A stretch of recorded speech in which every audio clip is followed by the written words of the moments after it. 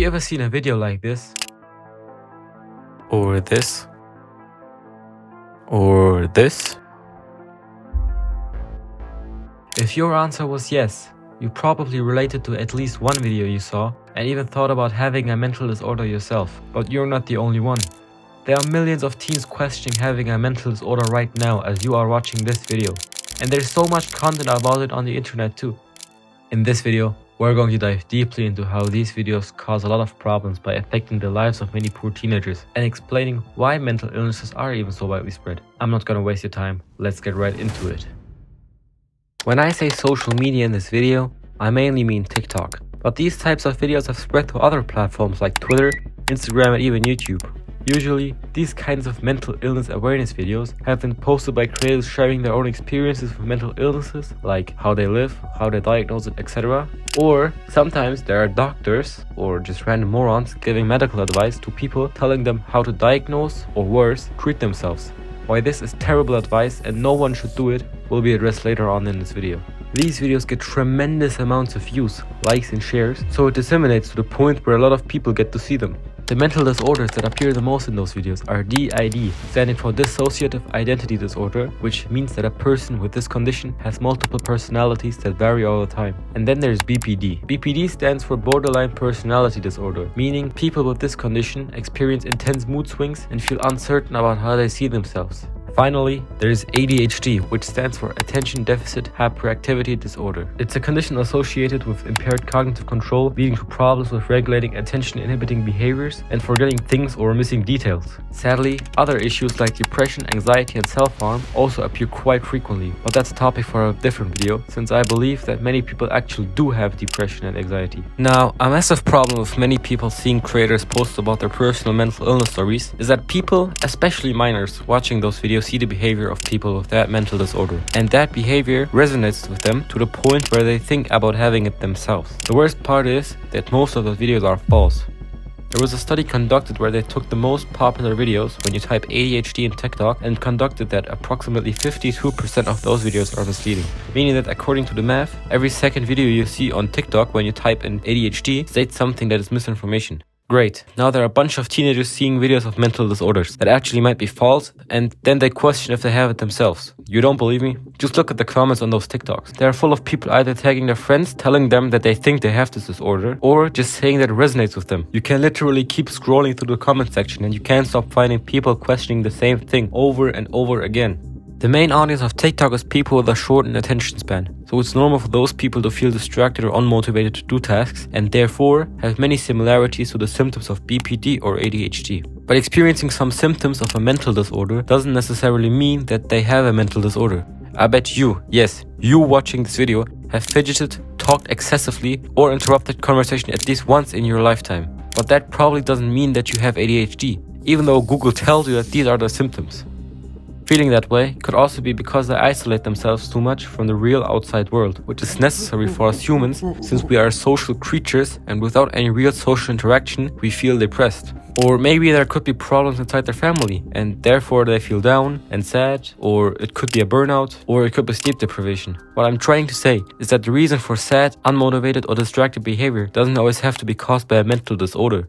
It could be something as simple as spending too much time online or sleeping too little. Also, these mental disorders are so complex and there's so much to them that you can't cover everything in a 25-second video. Therefore, in those videos, they have to be simplified to the point where they are just normal things everyone experiences, like zoning out, forgetting things or shaking your leg. These aren't even real symptoms anymore. They're just things everyone experiences but nobody really talks about. But they make it seem like it's a symptom.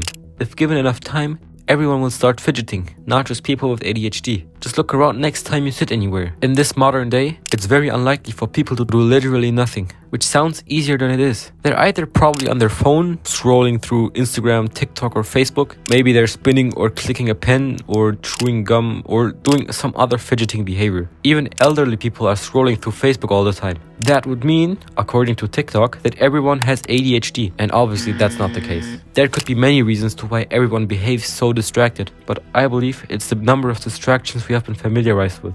The smartphone and especially social media are a huge distraction.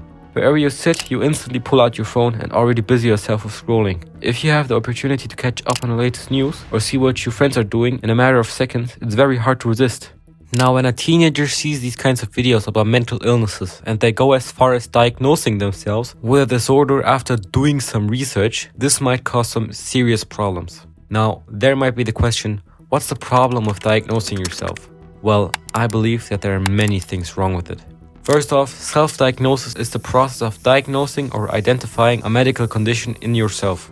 But the first problem is that there are over 10,000 diseases in the world, and the symptoms of one condition will often overlap with many other diseases. So it's hard for an individual with no medical degree or knowledge to find what causes their issues. For example, feelings of anxiety could be caused by past trauma in form of abuse as a child or the loss of a loved one. But they also can be caused by hypertension and heart disease, which could be near impossible to find without a doctor.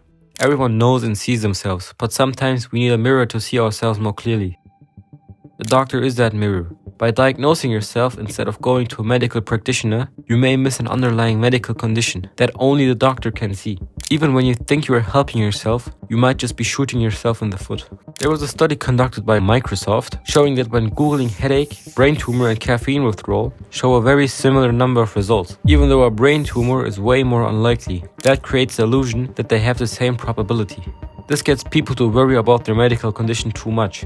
Sometimes a headache just comes from being dehydrated and all they need is a glass of water and not chemotherapy. The same concept goes for mental illnesses. Nevertheless, a huge issue is that TikToks from actual psychiatrists and doctors might not be misinformation, but they still can't give you a diagnosis over TikTok because they are not your psychiatrist or doctor and they don't know who you are. So their diagnosis can't be very accurate. Okay, we made the dangers of self-diagnosis clear. Then why are there still so many people on TikTok self-diagnosing? I think misinformation is something to consider, but usually the majority on social media know how to do some kind of research and won't just rely on one TikTok. There are still people naive enough though to put their entire trust in a TikTok that was made by some random goofball who either just wants views or is as naive as a person that blindly trusts those videos. Most people using social media, especially TikTok, are still minors, so it's hard for them to get an appointment with a doctor on their own.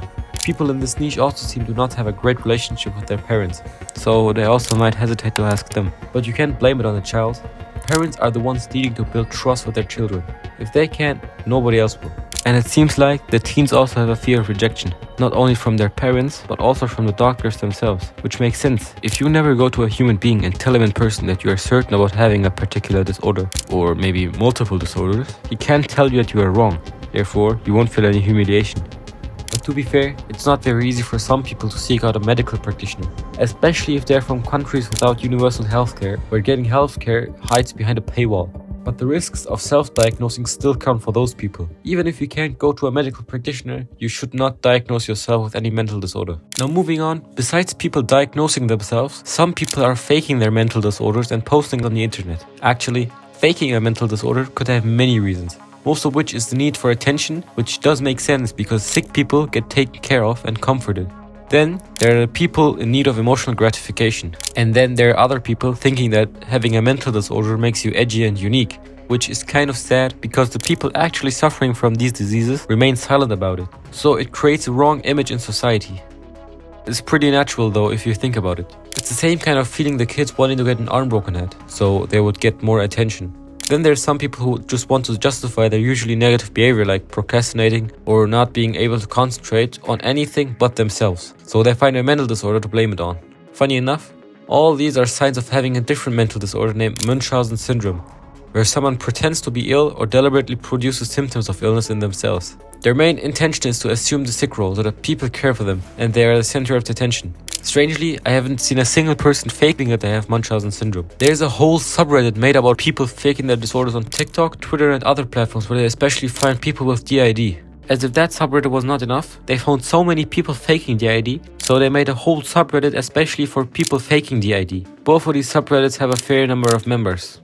A person that has DID under their description seems to have some sort of system with multiple people inside of that system called alters, meaning that one person has multiple people inside of them, switching from time to time or event to event. There are also whole Discord servers with people making an entire personal description about their alters. They include everything from political parties to pronouns to species. Coming back to the people thinking about having a disorder. What should you do if you feel that way? If you actually think about having a mental disorder and are very serious about it, go to a medical practitioner, by all means.